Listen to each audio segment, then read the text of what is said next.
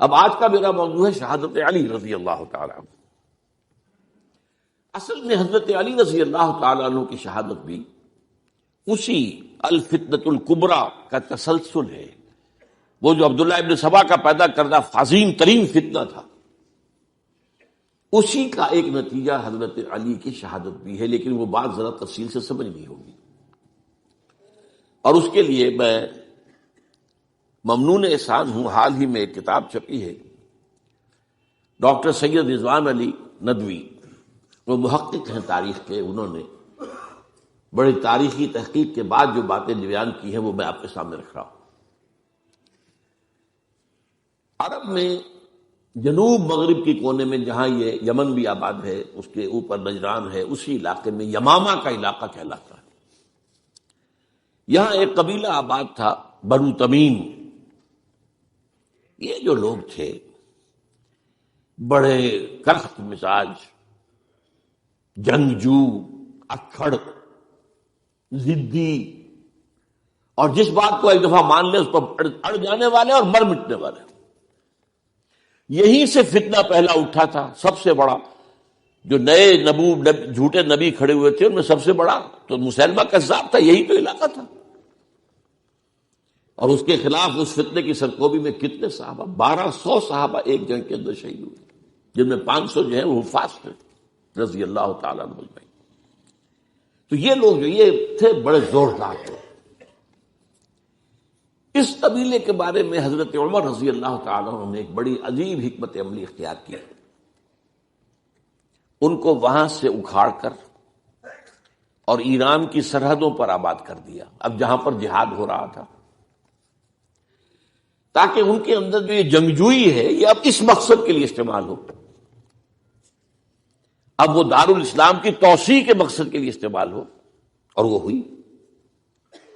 حضرت عمر نے 2 چھاونیاں بنائی تھی رضی اللہ تعالیٰ، کوفہ اور بصرہ، کیونکہ ظاہر بات ہے کہ اب جو اسلام کا دائرہ پھیل رہا تھا اور اسلامی حکومت پھیل رہی تھی، اور زیادہ تر جو ہے مشرق کی طرف پھیل رہی تھی، ایران اور خراسان وغیرہ کی طرف، تو اب مدینے سے اس کا کنٹرول اتنا آسان نہیں تھا، فاصلہ تھا، تو چھاونیاں بنائیں تاکہ یہ اس سرحد کے اوپر یہ موجودہ مرکز رہے یا فوجیں موجود رہیں، کہیں کوئی بغاوت ہو تو اس کو کچلنے کے لیے وہ قوت فوری طور پر دستیاب ہو سکے۔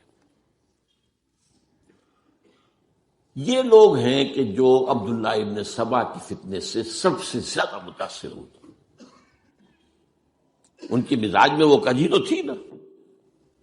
حضرت عمر بھی ان کا جو ایک مضبوط کنٹرول تھا انہیں دبائے رکھا ہے، اور ان کا رخ جو ہے ایک دوسری طرف موڑ کر اس سے اسلام کو فائدہ پہنچایا۔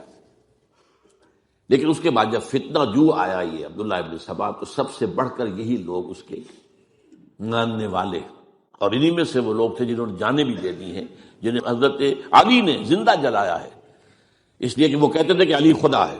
اے علی تم خدا ہو، تم ہمیں آگ میں جلا رہے ہو، یہ تو تم ہمارا امتحان لے رہے ہو۔ وَلَنَبْلُوَنَّكُمْ بِشَيْءٍ مِّنَ الْخَوْفِ وَالْجُوعِ وَنَقْصٍ مِّنَ الْأَمْوَالِ وَالْأَنفُسِ وَالثَّمَرَاتِ۔ اب وہ اس آیت کو اپنے اوپر منطبق کر رہے ہیں۔ تو یہ جو کرخت لوگ تھے،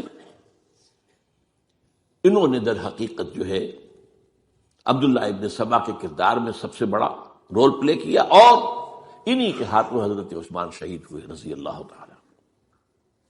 اور اس کے بعد انہوں نے حضرت علی رضی اللہ تعالیٰ عنہ کو اپنے گھیرے میں لے لیا، کیونکہ انہی کی کثیر تعداد موجود تھی مدینے میں جب حضرت عثمان شہید ہوئے۔ اس کے بعد اب ظاہر بات ہے کہ کوئی نہ کوئی تو خلیفہ ہونا چاہیے تھا۔ حضرت طلحہ سے کہا گیا، انہوں نے معذرت کر لی، حضرت زبیر سے کہا گیا، انہوں نے معذرت کر لی۔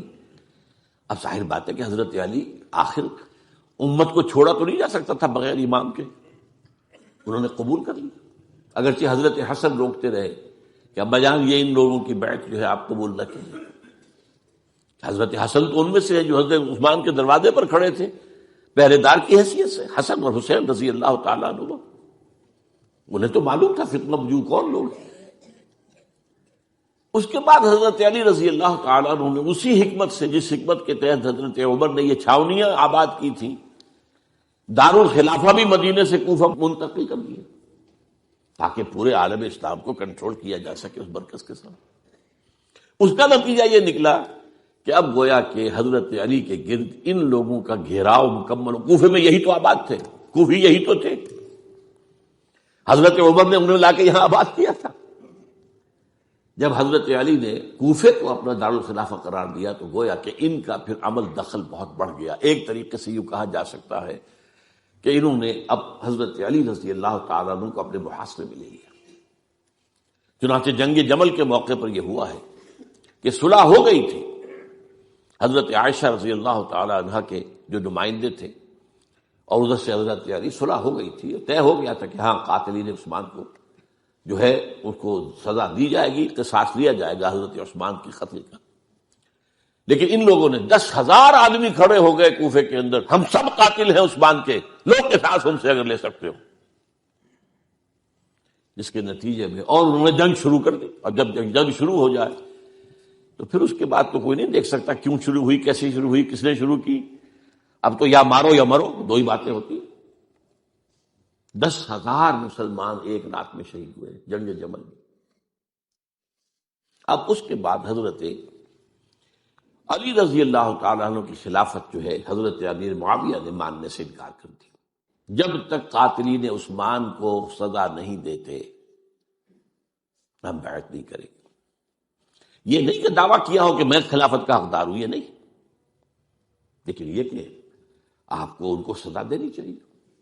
اب یہ تھا وہ مخمصہ جس میں حضرت علی رضی اللہ تعالیٰ عنہ وہ فرماتے تھے کہ میرا ساتھ دو تو میں ان قاتلین عثمان سے سزا جو ہے ان کو سزا دے سکتا۔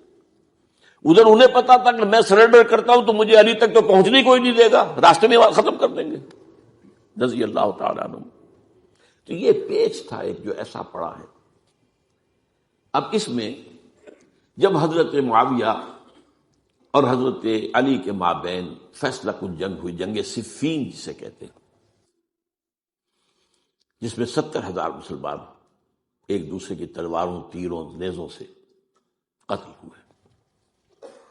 اس موقع پر حضرت معاویہ کی طرف سے ایک آفر آئی، قرآن مجید کو نیزے پر اٹھا کر لوگوں نے کہا کہ یہ خون ریزی بند کر دو، ہم قرآن کا فیصلہ ماننے کو تیار۔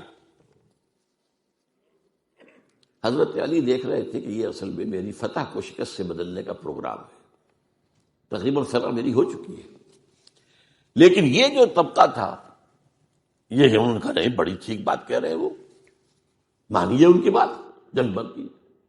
انہوں نے ہی یہی لوگ تھے جنہوں نے مجبور کیا حضرت علی کو کہ وہ تحکیم پر رضامند ہو جائے۔ اس کے بعد تحکیم میں جو معاملہ ہوا، حضرت علی حضرت عبداللہ ابن عباس کو اپنی طرف سے حکم بنانا چاہتے تھے، یہ اڑ گئے نہیں، یہ اڑ جانے والے لوگ، اور یہی اصل قوت تھے، وہاں ساری طاقت تو انہیں کی تھی۔ تو انہوں نے ابو موسیٰ اشعری کو اپنی طرف سے مقرر، وہ بہت نرم خو آدمی تھے، انہیں برابر۔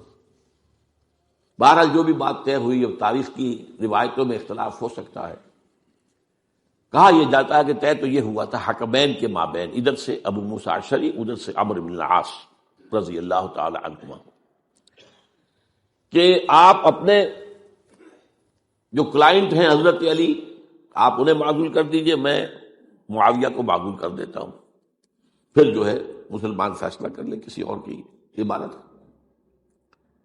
انہوں نے کھڑے ہو کے کہہ دیا میں علی کو معزول کرتا ہوں، اور عمرو بن العاص نے کہا کہ میں معاویہ کو قائم کرتا ہوں۔ اب یہ ہے روایت، واللہ عالم اس میں کتنا سچ ہے کتنا جھوٹ ہے، میں کوئی مورخ نہیں ہوں، میں کوئی تاریخ کا محقق نہیں ہوں۔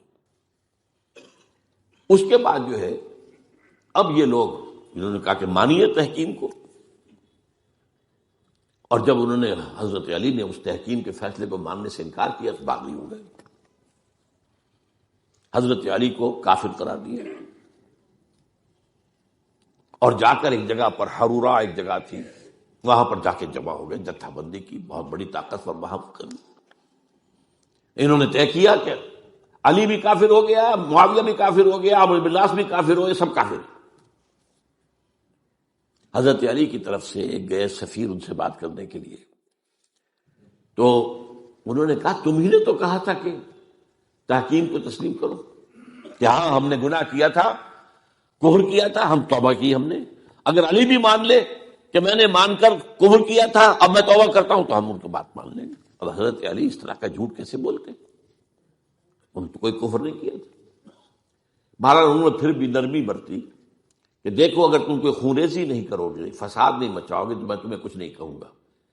لیکن وہ اپنی ان شرارتوں سے بعد نہیں آئے. تو پھر تیسری جو بڑی جنگ ہوئی ہے ان جنگوں میں، جنگ نہروان کہلاتی ہے، حضرت علی کی جنگ خوارج کے ساتھ، جس میں 4000 خارجی جو ہے وہ قتل ہوئے. اور یہ بات اب آپ نوٹ کر لیجئے کہ یہ لوگ جیسا کہ اکھڑ بھی تھے لیکن اپنی بات پر ڈٹ جانے والے تھے، لیکن ساتھ ہی دیندار بھی تھے، نمازی اور روزے دار بھی تھے. یہ اس طرح کے لوگ نہیں تھے کہ جو فاسق اور فاجر ہو. بس یہ مزاج کا ایک ہے، جس بات دل میں بیٹھ گئی اڑ گئے. تو یہ اصل میں انہوں نے پھر فیصلہ کیا کہ اور تو ہمارے بس میں اب کچھ نہیں ہے، ان تینوں کو قتل کر دیا جائے، علی کو بھی اور معاویہ کو بھی اور عمرو بن العاص کو بھی. تو ایک جگہ ان کی سازش ہوئی، 3 آدمی معین ہو گئے، ایک ہی وقت کا طے فیصلہ ہو گیا، فلاں تاریخ کو فجر کے وقت تم جاؤ، وہ تم کوفے کی جامع مسجد میں، جب علی نماز جماعت کرا رہے ہو خنجر مارو انہیں. اور یہ اس کا نام ابن ملجم تھا، خارجی. یہ وہی لوگ بنو تمیم کے لوگ. دوسرا جو تھا وہ دمشق میں حضرت معاویہ کو قتل کرنے شہید کرنے کے لیے پہنچ گیا. تیسرا مصر پہنچ گیا حضرت عمرو بن العاص کو. اب یہ بات اللہ کی طرف سے ہے، یہ تو اس کی مشیت ہے، اس کا فیصلہ ہے. حضرت علی پر وار کارگر ہوا، اب شہید ہو گئے. حضرت معاویہ پر وہ وار ذرا اوچھا پڑا، زخمی تو ہوئے لیکن آپ کی جان بچ گئی. عمرو بن العاص اس روز مسجد میں کسی معذوری کی وجہ سے، عذر کی وجہ سے فجر میں آئی نہیں سکی، لہذا حضرت علی کی شہادت ہو گئی.